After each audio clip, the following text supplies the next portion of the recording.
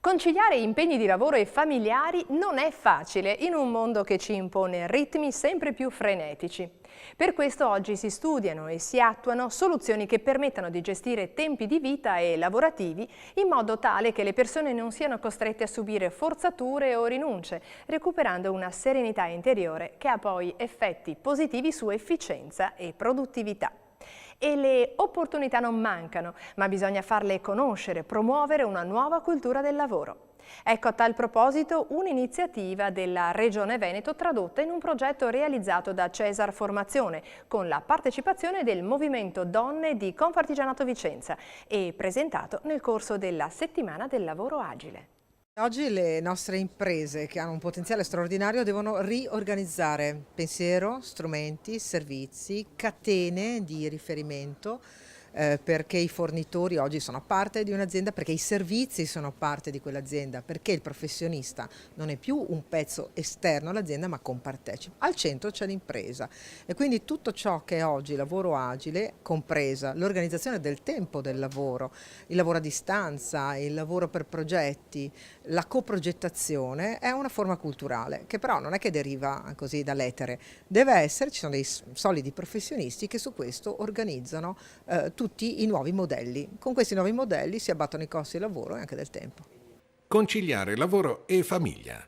Partendo da questa esigenza, il Cesar, ente di formazione di Confartigianato, ha realizzato un progetto biennale finanziato dalla Regione Veneto, il cui obiettivo è aiutare le piccole imprese ad attuare politiche di welfare aziendale, flessibilità d'orario, congedi parentali e ad applicare, ove possibile, lo smart working, una modalità di esecuzione del rapporto di lavoro subordinato caratterizzata dall'assenza di vincoli orari e da una maggiore responsabilizzazione rispetto al raggiungimento degli obiettivi, soluzione oggi favorita dalla disponibilità delle tecnologie digitali. Ci sono delle professionalità che non richiedono più la presenza fisica in azienda o che permettono lo svolgimento dell'attività lavorativa anche in tempi diversi. Se noi ci pensiamo, con il cellulare, con lo smartphone, noi lavoriamo sempre, non chiudiamo mai bottega, anche noi personalmente.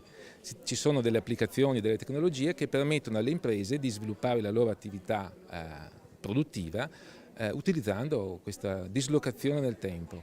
Non solo. È assodato che un lavoratore non assillato dal rischio di non provvedere agli impegni familiari e quindi con la mente libera è sicuramente più efficiente e produttivo. Ma il lavoro agile ha effetti positivi anche per la società e l'ambiente. Riducendo gli spostamenti si ha meno traffico e minore inquinamento. Tanti motivi per cui è visto con favore dalle imprese.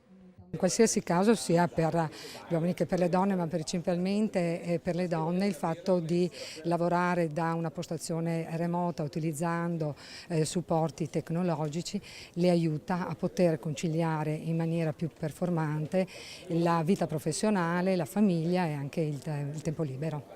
Nello specifico, lo smart working è regolamentato da una legge in vigore dallo scorso anno. La definizione di smart working o lavoro agile pone l'accento sulla flessibilità organizzativa, sulla volontarietà delle parti che sottoscrivono un apposito accordo e sull'utilizzo di strumentazioni che consentano di lavorare da remoto.